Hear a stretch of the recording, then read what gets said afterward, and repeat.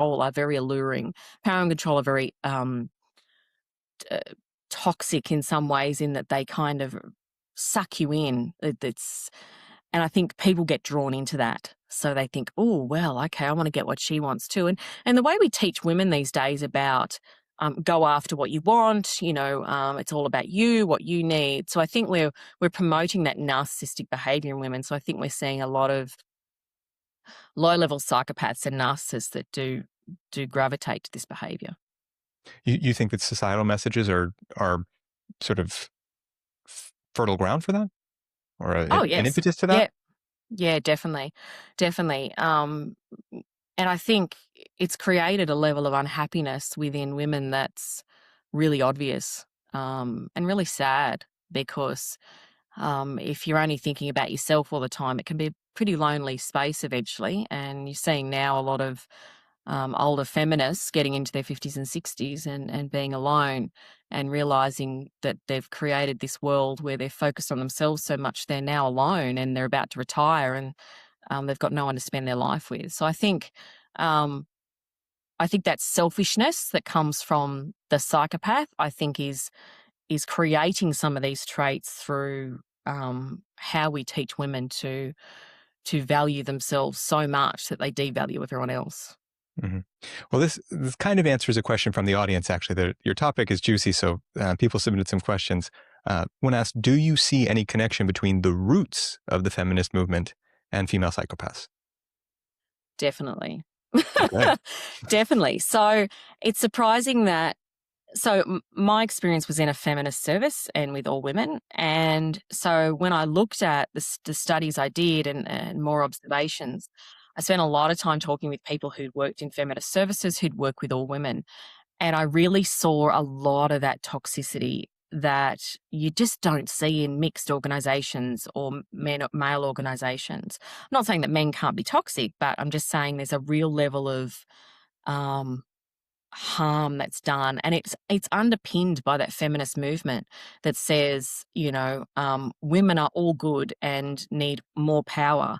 And what we've seen is a real feminization of society that I think is really impacting how we function as a society. And part of that is because women are very risk averse. Women care more about caring, whereas men are more strategic. Let's get it done.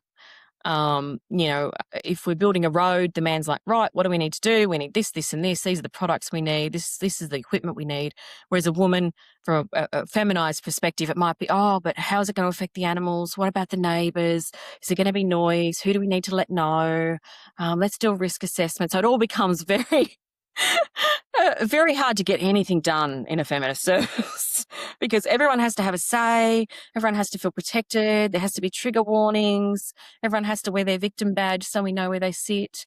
Now I'm on my soapbox. But yeah, so I think the feminist movement has done some really positive things for women, but I think it's also really harmed women in a lot of ways. And I think it's changed society so dramatically that I think we're now harming our children as a result. We see young mums, they don't have the option to raise their children.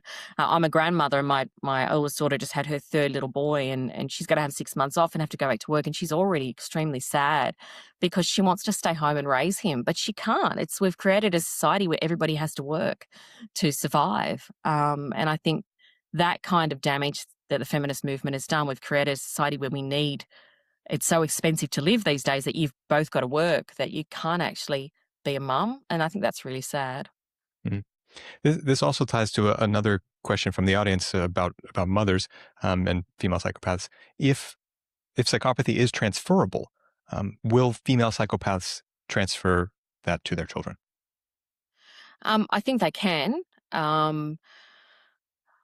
I also think, well, it depends on whether it's, if it's, we often learn the behavior that we grow up in. So I think if it's not ingrained in you to be a psychopath, if it's not in your genetics, I think that you can learn that in the home from the way that you are treated.